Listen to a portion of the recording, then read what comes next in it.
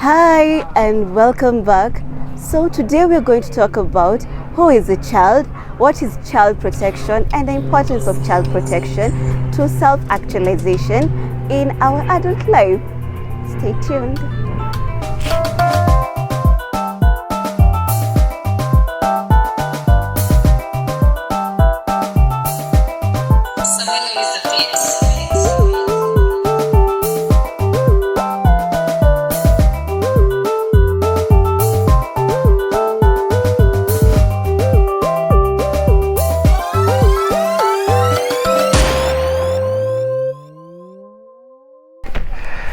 Hi, hello, how are you? This is Sam once again, and welcome to yet another episode of the IHNDY series. Growth is our business as usual, and conversations such as these are what we use to actualize that end.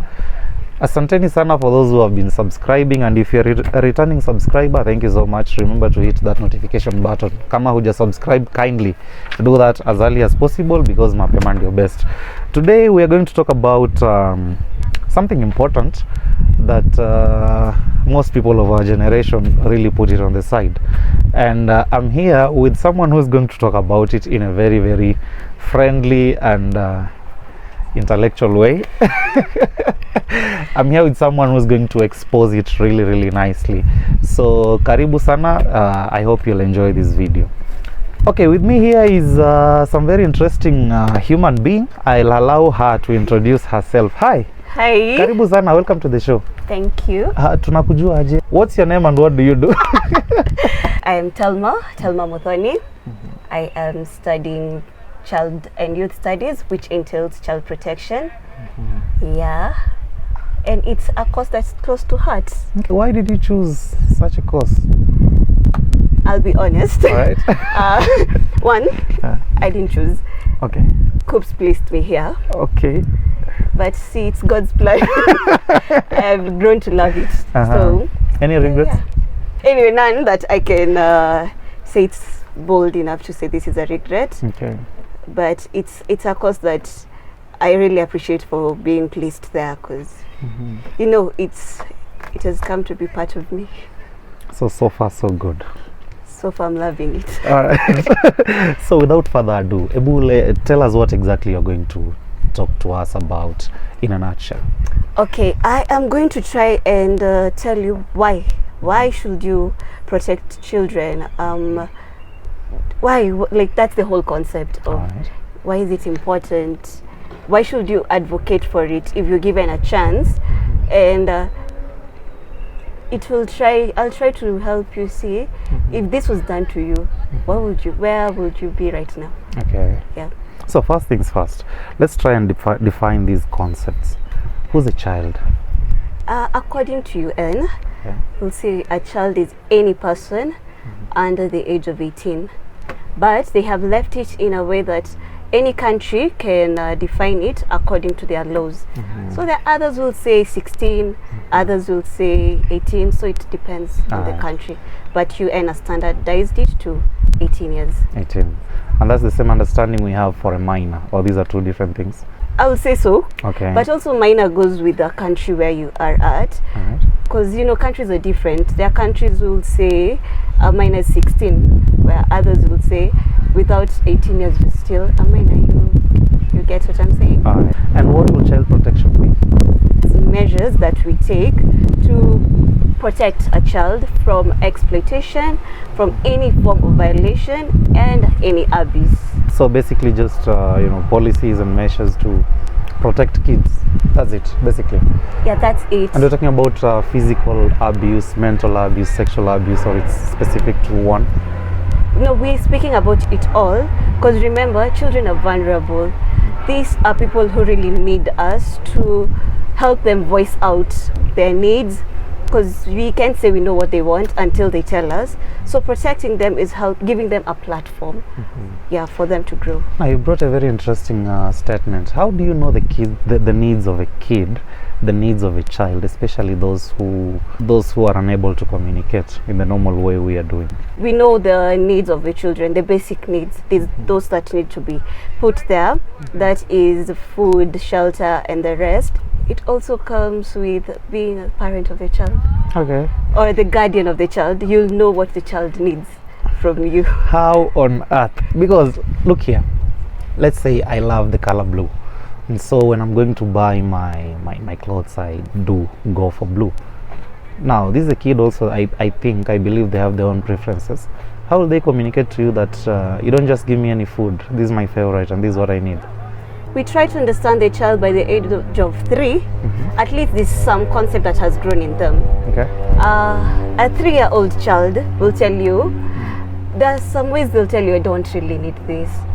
You might enforce it on them, but they do have their brains that are working. So you'll put for them, I'll advise you put for them options. Don't just impose blue on them. You put like white or blue, they'll pick between the two. And from there you know, okay, my child does want blue, or yeah, blue is not her thing. You know, protecting kids, protecting children, protecting minors, is this just a wave like any other form of activism, or it has some actual significance? Child care is what we do every day. Okay. Child care is what parents do to their children, or what caregivers do to their children. But child protection is where we understand the children at risk. Let me give a rough example. Let's say children in slums. We need to protect these children from exploitation, say child labor. So we know these children will want to work to provide for their family, or they are head of their family. So we need to protect them from such and to take them to school, at least to get the education they need. Alright, so how do we participate as young adults? Because you know, the target audience of the show is on young adults, but not limited to. So what's our participation in protecting children and safeguarding their needs? For once, you can be a whistleblower. Yeah. No. For you, I'll ask you, do you have nephews or nieces, or Yeah, I do. or do you have children around your area? I don't have a kid. Okay. Yes, we have kids around. Yeah, and you do see what happens to kids. You won't say, we start by observation. You don't have to be in it to see that this child is going through something. Okay. Let's say you wake up in the morning, go to work, and you're seeing this child is at home where the rest need to be. Like others are in school, but this child is at home. Then and then you notice that this is a problem. This is something that needs to be rectified, because one of the rights of the children is rights to education, and this child is being denied. So you can get to, we have measures, we have procedures that you can protect this child. One, you can be as bold as you can attack the problem at once, or go through some steps to make sure the child gets to be protected from the danger. Any other form of participation? One thing I really admire about social media right now is how we have hashtags. Okay. So we've seen videos of children being beaten mercilessly by their house helps or house managers, sorry. So we can start hashtag get this woman to jail, and it goes viral, and with time, you know, Justice is served. Yeah. Okay. So there is this concept I normally hear about inner child, and how the inner child will help you actualize as a young adult, as an adult. So now in the school of psychoanalysis, we believe that the inner child has to be protected, has to be valued, has to be embraced when someone is growing, and even after they've grown, after they've become young adults, after they've become adults and even aged, they still have to value that inner child within. The philosophy here is that whatever has been happening to you has been recorded in your subconscious, in that inner child, right? Now, when you're talking about child protection and somebody who has not been protected as a child, you know, has grown up in difficulties, grown up in, you know, with lots of issues that weren't taken care of by the adults around them at that time, they end up not becoming really actualized people, in my opinion. Of course, this is a stereotype, it doesn't apply to everybody. So now, how can we actually value this inner child within and help us to actualize ourselves as young adults? because at the end of the tunnel, what you're looking at is growth, how you grow, how you self-actualize, how you develop. So how can we link these two? One is at least we don't get traumas or harsh childhood experiences that living in this time will be hard. Like anything can trigger it, and you'll be down or low or depressed. So protecting a child from such things as abuse will help them create healthy relationships in the end. So you'll find out that you can make good friendship, mostly friendship, growing up in school, in your afterlife, like in marriages and stuff. So that can help in protecting this child from abuse, protecting this child from exploitation, which we know advanced exploitation will lead to death. So in the end, the child will still be alive till date to have more memories. And now what happens to someone who's a young adult and the inner child within is, is traumatized by some events that happened when he was a child. They weren't protected, and so they're suffering the effects and the consequences of that as young adults. Is there any remedy for them? Therapy helps you to heal that inner child. Okay. In daily life, there are things that will trigger you. And again, I repeat, child care and child protection, there's a difference. Okay. And What's most the of our difference? parents give us child care, you see. Okay. And most of our parents really, on that, they really enforce on child protection. They'll provide for you food, they've taken you to school, they are there, but they do not protect you from some of the exploitations you go through or abuse. So what's the difference, child protection and child care? As I've said, childcare is a daily activity. All right, just provision of basic needs and stuff. That's it. Okay. But now protection is the aspect of exploitation comes in, Okay. violation comes in, abuse comes in. You get, and a sideline. This you see some discipline parents put on you, or some ways of enforcing discipline in you. You can term it. Not saying parenting is bad, but we can say it as a physical abuse. Okay. We've had stories of people who've been beaten up that the next day they don't go to school. That, as much as they say it's disciplining your child, that's abuse. And that's one, and it gets to be triggered later on when you're adult and you have some behaviors that are showing that there was a time that you abused. So therapy is the remedy. Therapy is the remedy. And professional counseling. Yeah, don't go to your friends for counseling. Okay. You see, when you go to a professional, they've healed theirs, or they're still on the process of healing theirs. So for your friend, it will be like, I'm going through this, and they'll be like, same, I'm going to, same, you're not really helping out. Okay. Then the sad part of our generation is we're seeing as if going through trauma is a trend, it's okay. Well, that's not okay. You have to heal so that we don't carry it on to our children. And again, we'll go back to why is it important to protect. You do not want your child to be dependent on some things. There are things you go through your childhood, and later on you have some behaviors that even when you do some test on yourself, you realize I am manifesting something that happened to me when I was a child. I'll say something, all of us are like TikTok generation and stuff. We've seen this whole new trend of Medusa. You know who's Medusa? Comment down if you know who's Medusa.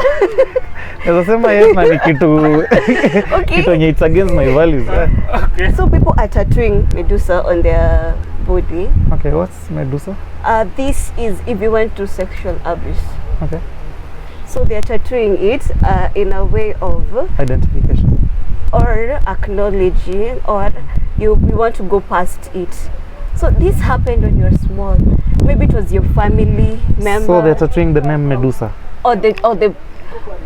Okay, this is Medusa. Okay. Medusa was a beautiful Greek goddess. Yeah, I know, with snakes. Yes. Mm-hmm. No, that she was cast later on because she was cast by some goddess, and that's why Medusa she didn't like males from that. Okay. That's why she had that to keep men away from her. Okay. That's what I've seen from TikTok so far. Okay. Yeah, so I know a different version of the same story, but okay, go ahead. so people are doing that in a way that sexual abuse was done on you. So that is it. And for it to have done to you, that means there was no protection that was given to you at that time.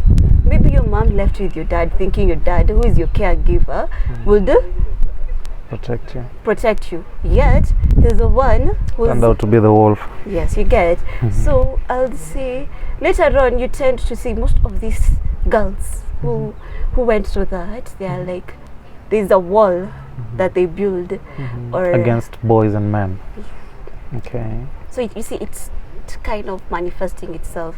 So whatever you go through when you're a child and you were not protected comes up again as a young adult. Yeah, or it's triggered when you're a young adult. Okay. And the remedy, as you've said, it's therapy. Professional counseling. Yeah. Alright. We hear you. Any Though final it's expensive, words? but yeah. It's worth it. It's worth it. It's actually worth it. Heal and help. Heal so that you don't damage the ones who are coming after you. Exactly. Any final words for our viewers? I'll start with, you can be an advocate for child protection. The child doesn't have to be yours. So when you see this, whatever is going through this child does not sit well with you, you can protect that child. One, there are gatekeepers in your community. Talk to those people.